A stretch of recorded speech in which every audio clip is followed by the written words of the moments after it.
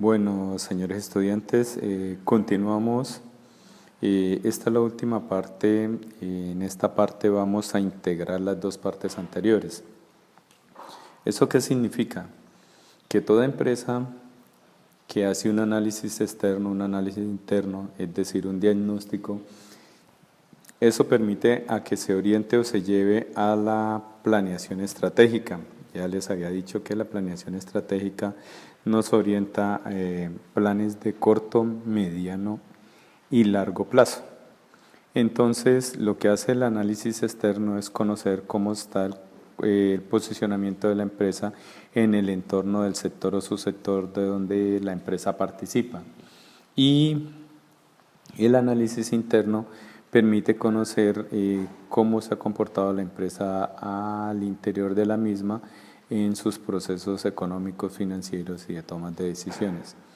Les decía que tanto el análisis interno como el externo van de la mano, lo cual permite que se cumpla esa planeación estratégica esperada y que permite que conlleve a un buen fin o término de la empresa.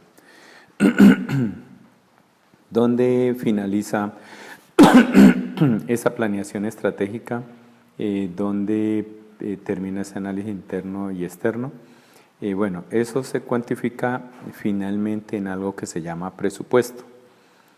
Los presupuestos permiten a las empresas definir cómo se comportan, para dónde van, y por lo general se hace un presupuesto operativo para el año 1 y se hacen presupuestos consolidados para el año 2 en adelante. En la generalidad los presupuestos se definen como operativos y estratégicos. Los presupuestos operativos son aquellos en los cuales la empresa genera su análisis, sus proyecciones, sus tendencias basadas en la planeación estratégica de día a día, semana a semana o mes a mes, de acuerdo a su planeación estratégica o a la política que haya definido como tal.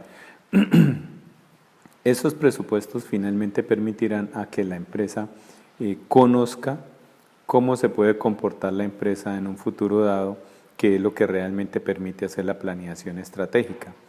Esa planeación estratégica finalmente se aterriza, como les decía, en esos presupuestos y casi que funciona como un modelo de simulación para toma de decisiones. Entonces, si yo tomo esta decisión como representante legal o director, pues esa decisión se va a cuantificar en unos valores que están trazados en una planeación estratégica y que se van a reflejar en un presupuesto. Cada vez que yo tome, varíe o ajuste mi decisión, pues esos valores se van a reflejar en el presupuesto y por ende haré las proyecciones debidas para el año 2, 3, 4 y 5, por lo general, que es lo que se pide. Mínimo se piden 5 años de proyección. Entonces es básicamente lo que trataremos de lograr, la competencia que trataremos de alcanzar en nuestra clase virtual presencial. En esa medida, entonces, los presupuestos definen las mismas generalidades que les hablaba y que son relativas al flujo de caja. En el presupuesto haremos la proyección de ingresos a partir de las ventas que tengamos proyectadas en unidades o número de servicios. Si es un producto o son varios productos, pues tendríamos que agrupar eso en una sola matriz para definir el total de ingresos. Por lo general, la generalidad del ingreso está dado por una variante que se define de Q por PR, o Q, que significa cantidades, y PR, precio. Es decir, que las ventas o ingresos están dados por las cantidades multiplicadas por el precio de la venta del producto, unidad o servicio como tal. Y existe algo que se define como costeo variable. Ese costeo variable parte de cuánto nos cuesta la materia prima o insumo por unidad, y eso multiplicado por las cantidades pues me daría el costo de venta o el costo total. De la misma forma, existen unos costos y gastos que se cargan, que son, por ejemplo, los gastos de operación, que están divididos en gastos de nómina, los gastos de servicios, arriendos, gastos legales. ¿cierto? En la generalidad están dados por esa generalidad y se tiene en cuenta el rublo de la depreciación de todos los activos que se utilizan en la parte administrativa, los cuales deberán quedar cargados a la parte administrativa. De la misma forma, los gastos de venta o comerciales estarán definidos como tal por la nómina de los asesores comerciales o vendedores como tal. Por lo general ellos tienen una nómina específica y tienen bonificaciones, tienen comisiones y además tienen los gastos que corresponden a publicidad para poder posicionar el producto en el mercado. Eso sumado, de igual forma que en el caso anterior, la depreciación de los activos o bienes que utiliza el área comercial para generar o cumplir con su operación u objeto comercial. En esa medida también tenemos la posibilidad de que los productos, materia prima o insumos que utilizamos tengamos remanentes o sobrantes, como diría alguna persona. Esos son aprovechados en subproductos o se venden para que otra empresa haga productos de otra índole con esa materia prima o subproductos que quedan disponibles. Entonces eso significa que la empresa puede tener el rubro general de ingresos que está dado por sus ventas o ingresos, venta o ingresos o los ingresos ordinarios como tal y otros ingresos no operacionales. En la medida de los otros ingresos no operacionales es una participación muy pequeña respecto a los ingresos generales de la empresa. También tenemos definido otros gastos como son los gastos financieros cuando la empresa para poder operar o funcionar requiere financiación o apalancamiento, tal como lo pudieron observar en su estado de situación financiera o balance general, donde está dividido en inversión y financiación. Esa posibilidad de tenerla ahí nos permite a nosotros que si la empresa para poder operar, producir o comercializar o prestar un servicio necesitó apalancarse o endeudarse, pues eso por lo general se hace con el sistema financiero y generaría unos costos financieros, para lo cual en nuestro ejercicio verificaremos cómo se calcula la cuota a partir de una tasa de interés, cómo se define la tasa de interés y demás, y cómo haremos nuestra tabla de amortización, la cual se deberá llevar a ese estado de resultados integral y los saldos, por ende, se reflejarán la porción corriente en el pasivo corriente y la obligación de largo plazo o demás se reflejarán en el pasivo no corriente o de largo plazo como tal en el estado de situación. Dichos intereses y abono o amortización a capital se reflejará también en nuestro flujo de caja. Entonces vea que todo tiene una correlación y que todo depende de la planeación o planificación estratégica que la empresa defina para su entorno, para su meta, para su futuro empresarial o posicionamiento en el mercado de forma definitiva, que lo que buscan las empresas es crecer sosteniblemente.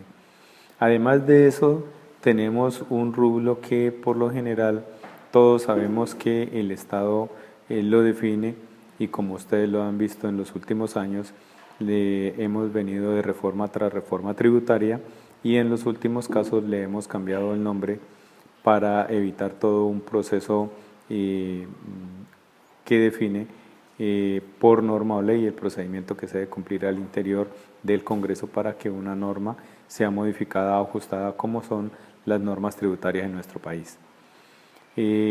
Seguido todas las empresas, en especial en Colombia, tenemos algo que se llama reserva legal. Esa reserva legal es una reserva que se debe cumplir hasta completar el 50% del capital pagado de la empresa. Es decir, que si una empresa se creó con 1000, pues la empresa está obligada a hacer reserva legal hasta completar 500. Pero si la empresa fue creada con 1000 y solo abonó 500 y los otros 500 los irá pagando a medida que vaya transcurriendo la operación de la empresa, pues la empresa deberá hacer reserva legal hasta completar el 50% de ese capital pagado, es decir, sobre 500 serían 250 o a medida del abono se irá incrementando hasta completar el 100% de ese 50% del capital pagado. En esa medida, de ahí en adelante, lo que busca la empresa es hacer la modelación o proyección. ¿Qué haremos? A partir de esas ventas proyectaremos las ventas para el año 2, 3, 4, 5 y sucesivamente de la misma forma los costos y gastos. Armaremos un flujo neto de caja a partir de ahí, es decir, que a nuestro beneficio neto en la generalidad le sumaremos los egresos no efectivos, analizaremos cómo se comporta y a partir de ahí evaluaremos cómo la empresa define sus indicadores de beneficio y eso nos podría decir a nosotros si la empresa realmente en la operación que está haciendo es viable o no. Es decir, iremos a calcular 4 perfiles de evaluación. El primer perfil de evaluación es el perfil del inversor. Significa que los socios o accionistas que coloquen la plata en esa empresa, negocio o proyecto, pues buscarán tener un beneficio, pero sobre todo ellos esperan 2 cosas. Primero, saber cuándo recuperan, en qué tiempo recuperan esa plata y la otra es cuánto se van a ganar. Por lo general, un inversor que esté en el mercado haciendo eso, solo viviendo de hacer inversiones, pues es muy conocedor de esos temas y no se va a conformar con 1 o 2 indicadores, por lo tanto pedirá muchos más. En nuestra medida, él pedirá que entre menos tiempo se demore en recuperar su inversión, pues muchísimo mejor para ese potencial inversor. Y para el otro término es cuánto obtienen de beneficio o rentabilidad en términos porcentuales económicos en un periodo dado. De esa forma, casi que para eso calcularemos algo que se llama payback estático, payback dinámico, un factor y por cierre o parte de ese primer perfil calcularemos el periodo de recuperación. El segundo perfil es el perfil financiero. Ese perfil financiero está orientado a determinar en términos económicos o financieros si ese proyecto, negocio o empresa tiene un beneficio. Los parámetros evaluadores que miraremos ahí, el primero que obtendremos se llamará valor presente neto. Teóricamente nos permitirá comparar la inversión inicial frente a los flujos de caja que genere el proyecto proyectados para el año 2, 3, 4 y 5 o N periodos de acuerdo a la planeación o planeación estratégica de la empresa, ya que periodo a periodo, pues como les decía anteriormente en la parte 1 y 2, pues se deberán ir ajustando de acuerdo a las necesidades o coyuntura de la empresa o, por ejemplo, en este caso como está el país